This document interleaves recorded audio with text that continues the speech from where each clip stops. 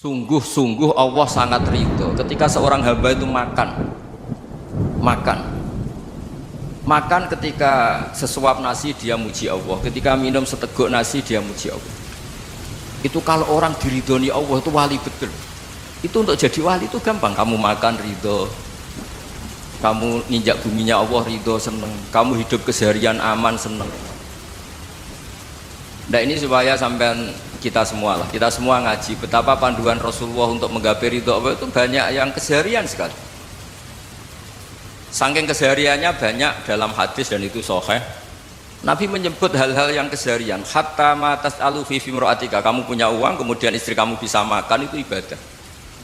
Bahkan sebagian ibadah itu dicontohkan Nabi yang akhirnya diprotes sahabat, yaitu wa fi buti ahadikum sedekah, kamu menggauli istri kamu itu ya sedekah. Sampai sahabat bilang, yang benar ya Rasulullah, ayati ahaduna syahwatahu wa huwa lahu ajrun, masa urusan biologis, urusan syahwat kemudian dia dapat pahala.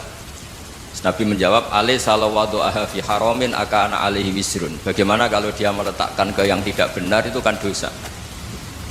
Nah, hal-hal seperti ini yang saya ingin teman-teman semua saya juga agak ingin ngaji demi Anda juga agak ingin. Itu dosa sekali ngaji kok pesanan kelompok tertentu itu gak boleh.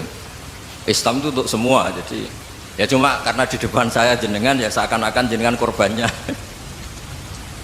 Itu ada ilmunya dalam usul fikih itu. Jadi orang itu harus ngaji usul fikih. Nama yang disebut, mungkin Mas Sufyan masih ingat zaman ngaji usul fikih. Nama yang disebut itu tidak jaminan sebagai prioritas perintah. Jadi misalnya gini, kebetulan yang di depan Nabi itu Abu Dzar. Nabi ya bilang, ya Abu Dzarin ini uhibbuka misalnya, atau ya Mu'ad ini uhibbuka, atau ya Abu Hurairah ini uhibbuka misalnya. Banyaklah riwayat yang Nabi nyebut ya Abu Dzarin, ya Mu'ad, ya Abu Hurairah. Kemudian misalnya Nabi meneruskan khitab, ini uhibbuka, saya mencintai kamu, fakul dubur sholatin, atau sebagian riwayat disebut fala tada'an dubura kulli sholatin Allahumma inni ala dzikrika wa syukrika wa husni ibadatik. Saya mencintai kamu, siapa saja, Mu'ad bisa, Abu Dzar bisa, siapa, saya mencintai kamu, mohon kalau habis sholat kamu jangan lupa wiridan Allahumma a'inni ala dzikrika wa syukrika wa husni ibadatik. Ya Allah, tolong kami permudah supaya mudah ingat engkau. Anda tidak bisa mentang-mentang, wong nama saya Parmin, nama saya Purnomo, itu yang diperintahkan Mu'ad misalnya. Jadi yang disebut satu, tapi khitab itu untuk siapa saja. Saya teruskan. Jadi saya mohon semua kita melakukan kebaikan itu, kalau dalam kaidah fikih disebut al yakin la yuzalu bisyak.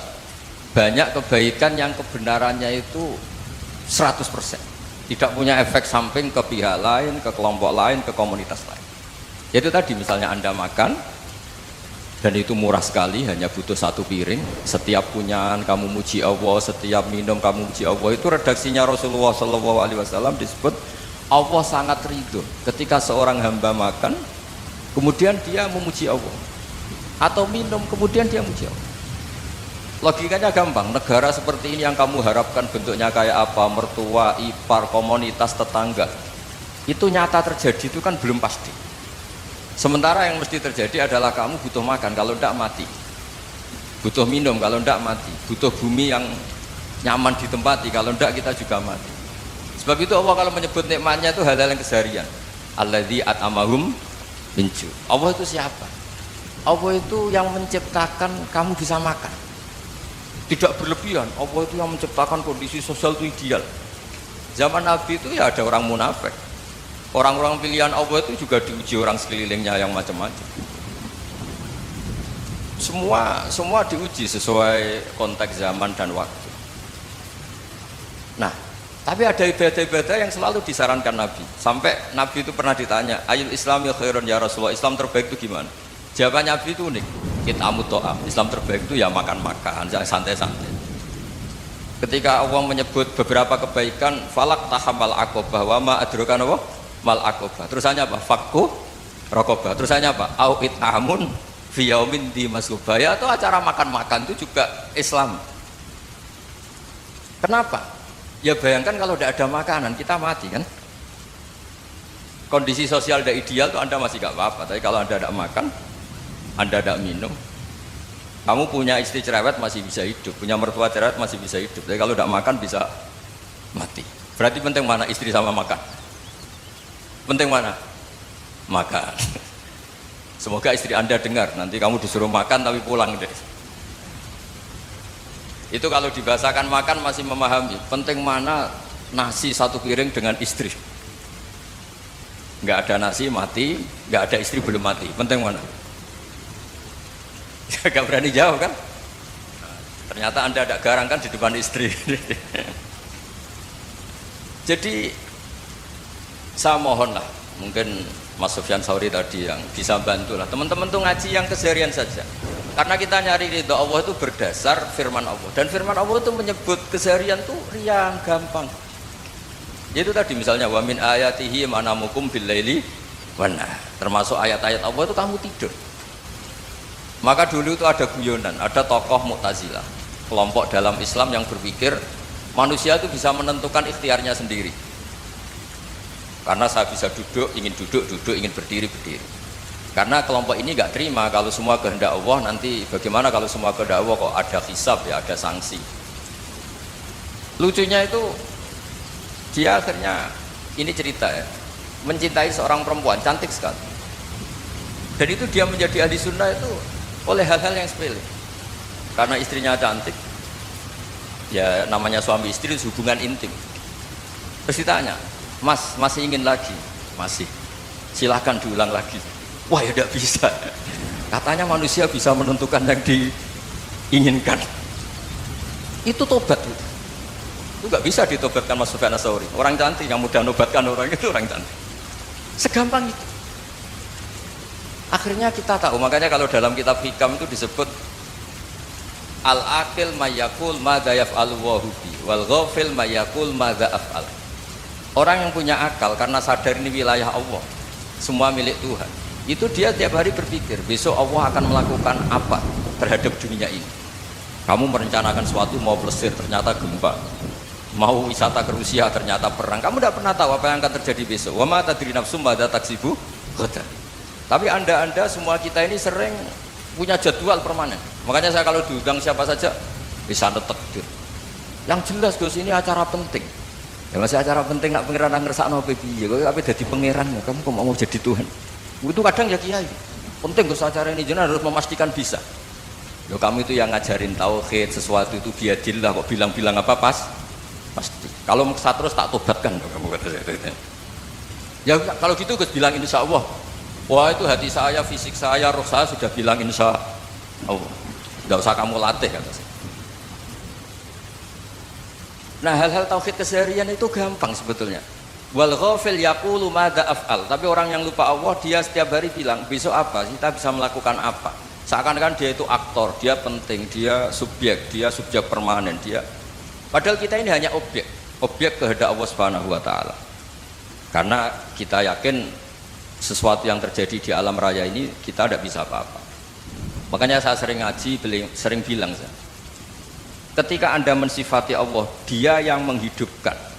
Sudah itu tanamkan, sehingga ketika kita mati, santai saja. Kenapa santai? Allah punya cara menghidupkan kita. Zaman kita hidup juga gak tahu caranya ngelola jantung, ngelola paru-paru. Kamu juga gak tahu ngelola oksigen yang tidak beracun, tidak mengandung polusi. Tahu-tahu hidup. Gak ingin tua ya tahu-tahu tua, gak ingin mati tahu-tahu mati. Selama ini kita hidup juga gak tahu apa-apa. Hanya gaya tok, punya jadwal, punya planning. Kalau kamu bisa menentukan pilihan Anda, pasti Anda istrinya cantik, 4 neriman semua, qanaah semua. Nyatanya enggak kan? Ada 1 jelek, cerewet. Wah itu kan, nyatanya enggak bisa apa-apa Anda kan? Dan kamu bawa mati lagi. Itu kan istri Anda juga gitu, punya keinginan punya suami yang ganteng, yang jabat, yang riman, yang enggak poligami. Ya enggak kesampaian juga. Kalau kita ngitung tingkat kegagalan kita itu gagal terus.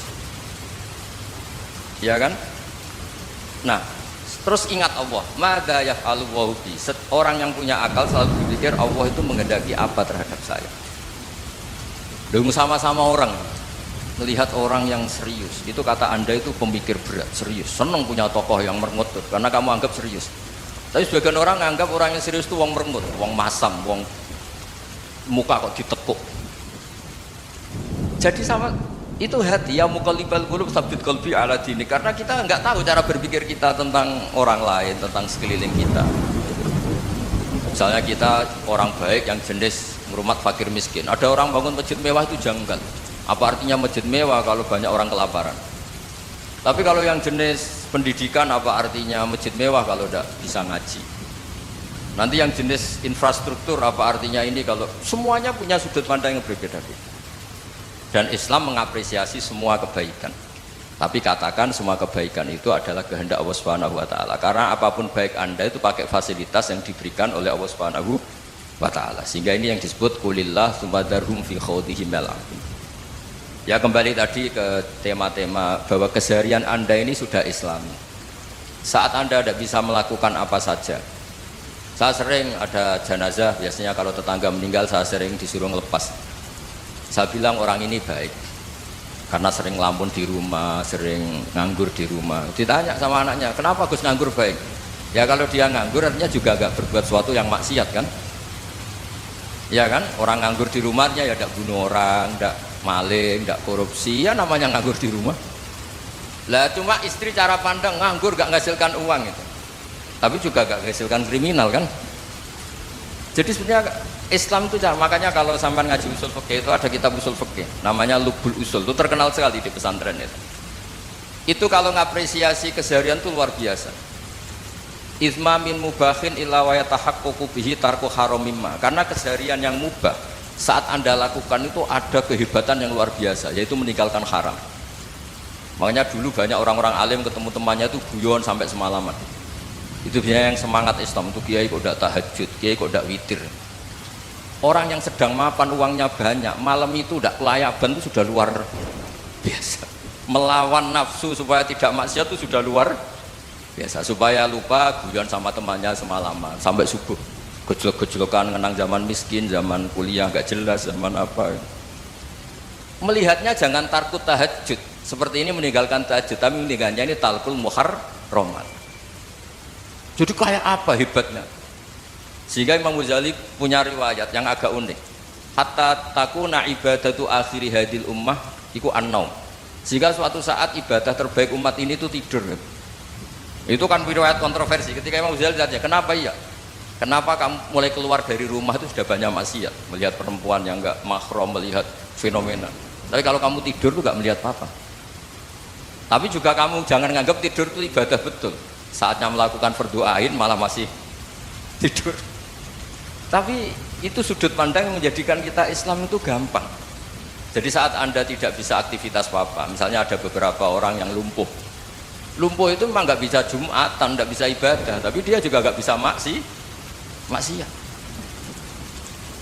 Tidur itu memang Anda saat itu tidak bisa tahajud, tidak bisa witir, tapi saat itu ada zina, ada maling, tidak gosipkan orang, tidak bully orang, tidak menanamkan kebencian, tidak hasud. Sehingga tidur menurut Allah Ta'ala wa min ayatihi manamukum billaili apa?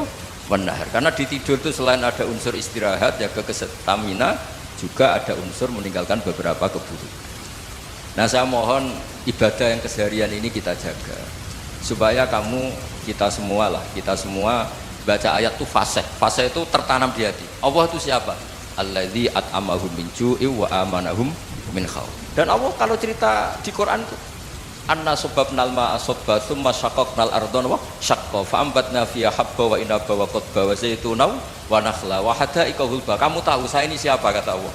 Saya ini adalah Tuhan yang menurunkan air, kemudian ada tanaman banyak, habba wa inaba wa qadba, ada zaitun, ada tin, kalau orang Jawa mungkin ada tela, ada padi, ada mangga, ada pisang. Sudah. Wa inaba wa zaituna wa nakhla wa hada'iqa hulba, ada perkebunan yang lebat. Tujuannya apa? Mata Allah, silahkan kamu pakai, kamu nikmati. Tapi karena kadang kita ini punya ide-ide besar. Tadi untuk syukur saja nunggu punya istri riman, rumah baik, tetangga baik, komunitas baik, semuanya baik baru syukur. Lama-lama nanti ada di surga, syukurnya nunggu surga paling kelas A. Itu sudah ada yang menghuni Rasulullah, kamu nggak boleh di situ. Masa untuk syukur saja? Repotnya Masya Allah. Jadi mohonlah Quran yang kalau Anda hafalkan juz sama itu kan ada ayat-ayat yang kayak tadi. Ya, fal yang dzuril insanu ila ta'ami. Coba lihat. Apa yang kamu makan nih? Dari mana? Dan untuk mempertahankan hidup kamu keseharian. Jadi jangan kira ibadah itu harus membentuk komunitas yang versi Anda. Ibadah itu harus yang hal yang mulu-mulu. Kesehariannya Anda alami. Loh, ini saya tidak bikin-bikin. Saya ngaji bukan karena berdasar pesanan. Itu ayat yang saya bacakan betul ada ayatnya kan. Fal yang dzuril insanu ila tu'ami anna sababnal ma'a sabba thumma syaqqaqnal arda syaqqa fa ambasna fiha habba wa inaba wa qadba wa zaituna wa nakhla wa hadaiqa ghulba. Terusannya apa? Mata'al lakum, silakan kamu nikmati. Mata itu silakan kamu nikmati. Ya kayak sampean dikasih hidangan ya makan. Ya sudah makan, habis makan ya minum, habis itu ngantuk ya tidur, ya sudah normal-normal saja. Kayak apa indahnya Islam? Tapi Anda mencari Islam yang gimana lagi? Nah itu yang diajarkan guru-guru kita, diajarkan sanad kita sampai Wali Songo, sampai Rasulullah SAW. Bahwa pada akhirnya ada jihad, ada perang. Itu dulu memang perang, bukan membunuh, beda. Dulu kita dijajah Belanda ya perang, dan itu normal karena kita dijajah. Jadi ketika orang lain ingin baik sama kita, wa in ahadun minal musyrikin astajaruka ya fajiru hatta yasma'a kalam Allah. Kalau mereka ingin baik ya kita baik. Makanya ada istilah musta'man, mu'ahad. Kalau mereka ingin damai, berdampingan dengan kemajmukan ya itu yang lebih baik. Karena memang Islam menghormati proses perdamaian.